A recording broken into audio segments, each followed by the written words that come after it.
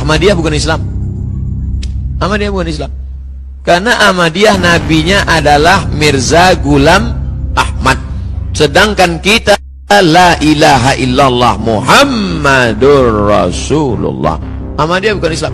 Makanya Ahmadiyah diusir dari Pakistan. Tak ada, diusir dari Pakistan. Negara Pakistan mengusir Ahmadiyah, out. Akhirnya Ahmadiyah diterima di Inggris. Pusat Ahmadiyah sekarang di Inggris. Saya ingat betul itu.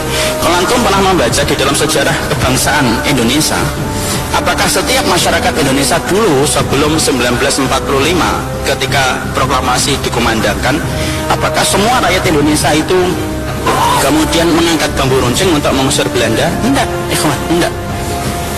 Saya pernah membaca dalam salah satu lembaran sejarah, ternyata yang mengimpor Ahmadiyah datang ke Indonesia itu adalah Belanda. Jadi Ahmadiyah itu ternyata bukan datang secara alami dan natural ke Indonesia, enggak. Tetapi dia diimpor, dia dari Gujarat didatangkan di Indonesia. Kenapa dia didatangkan? Karena saran dari pemerintah Inggris. Karena pemerintah Inggris mengambil manfaat besar dari kehadiran orang Ahmadiyah. Karena orang Ahmadiyah menganggap orang Inggris itu majikan mereka, London itu tanah suci mereka, dan mereka meniadakan jihad kepada bangsa Inggris yang banyak menjajah di negara-negara Islam.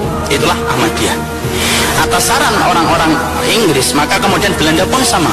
Belanda kemudian akhirnya ngimpor itu kemudian Ahmadiyah, dan dampak dari adanya Ahmadiyah itu apa? Pada masa penjajahan sebelum terjadinya kemerdekaan, ada kantong-kantong kecil kaum muslimin yang mereka tidak mengangkat senjata, mereka tidak mengangkat bambu runcing ketika Belanda mencengkram tanah kita, tetapi mereka masuk masjid, di masjid-masjid komunitas mereka, mereka masuk pada pondok-pondok komunitas mereka. Pada saat itu mereka berzikir. Zikir, ikhwan. Zikir itu dosa atau tidak dosa?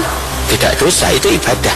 Tapi zikirnya dilakukan ketika pada saat penjajah Belanda sedang mencengkram dan mengambil harta secara dolim kekuasaan bangsa Indonesia dan mendolimi rakyat kaum muslimin. Mereka zikir. Zikirnya itu, ini kan kita zikir, betul, itu ibadah. Tapi karena tidak paham kondisi, akhirnya mereka rajin berzikir tetapi tidak peduli tentang kedoliman bangsa Belanda ketika menjajah bumi Indonesia, dan itu disebabkan karena produk ketika kita tidak paham kondisi. Itulah bahayanya ketika saya dan antum tidak paham kondisi. Dari sudut kepercayaan umat Islam Ahlus Sunnah wal Jamaah adalah aliran sesat. Karena kita meyakini dalam akidah kita, kepercayaan kita, iman kita, Nabi Muhammad adalah Nabi yang terakhir. Dan itu ada ayatnya, banyak hadisnya, pemahaman ijma ulama. Nggak seorang alim pun yang menyatakan ada kemungkinan Nabi sesudah Nabi Muhammad SAW. Tapi Ahmadiyah memang mengakui itu, walaupun ketika ketemu saya nggak mengakui. Bukan, jadi mereka nggak punya kepercayaan itu.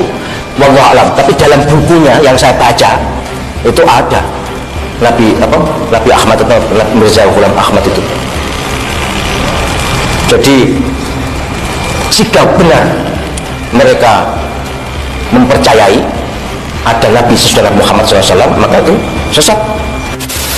Syiah, apa beda kita dengan Syiah? 5. Yang pertama, kita mengakui bahwa setelah Nabi Muhammad SAW sahabat bermusyawarah, maka pengganti kekuasaan adalah Abu Bakar Siddiq.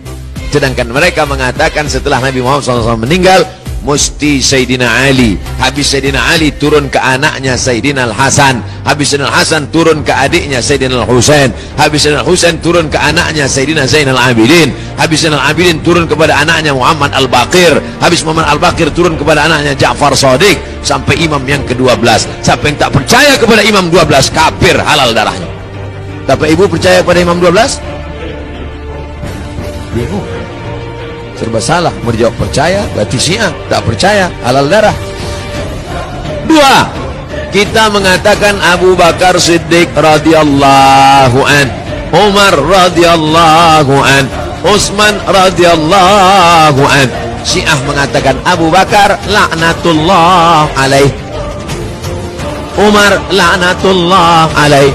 Mereka mengatakan Abu Bakar Allah melaknatnya, Umar Allah melaknatnya, karena menurut mereka Abu Bakar dan Umar merampas kekuasaan. Padahal makam Umar dan makam Abu Bakar di samping makam Nabi Muhammad sallallahu alaihi wasallam. Makanya mereka bingung kalau ziarah ke makam Rasulullah. Assalamualaikum ya Rasulullah. Abu Bakar dan Umar tak ikut. 3. Kita meyakini Quran yang ada di tangan kita sekarang adalah Quran yang diturunkan kepada Nabi Muhammad sallallahu alaihi wasallam. Inna nahnu nazzalna dzikra wa inna lahu lahafizun. Tapi mereka menuduh mengatakan Quran yang ada sekarang adalah revisi yang dibuat oleh Sayyidina Utsman, maka disebut dengan Mushaf Utsmani, yang sebetulnya ada Quran yang 3 kali lipat daripada itu yang disebut dengan Mushaf Fatimah. Begitu disebutkan dalam kitab Al-Kulaini berjudul Al-Kafi. Yang keempat, kita meyakini bahwa nikah kontrak itu haram, sedangkan mereka al-mut'atu dinuna, nikah mut'ah, nikah kontrak adalah bagian dari ajaran agama. Siapa yang tak mau nikah kontrak maka laisa minna, bukan golongan Syiah. Mereka nikah mut'ah. Nikah mut'ah itu nikah temporer. Aku nikahi engkau dengan mahar 50.000 sampai jam 5 sore nanti tunai.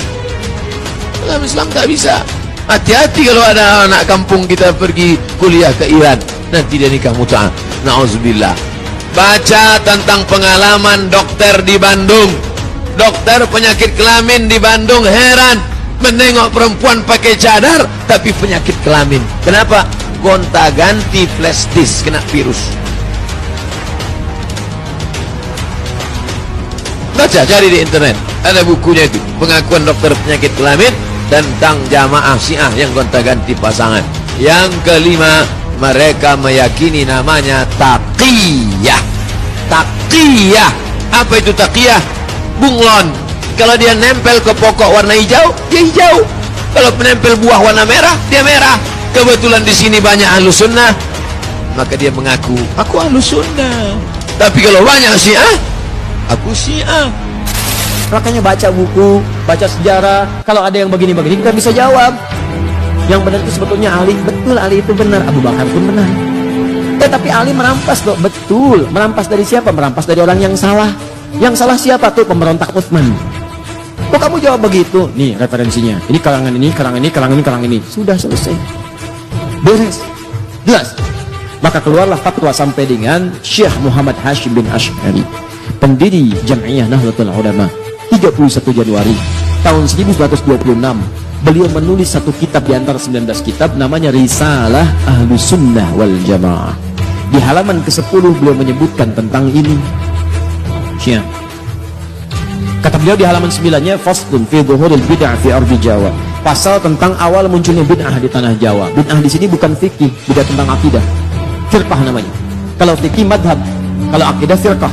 Akidah itu udah ke aspek keyakinan. Kalau fikih tata cara ibadah. Maka kata beliau, sejak tahun 1330 Hijrah, sebelum itu semuanya udah jelas.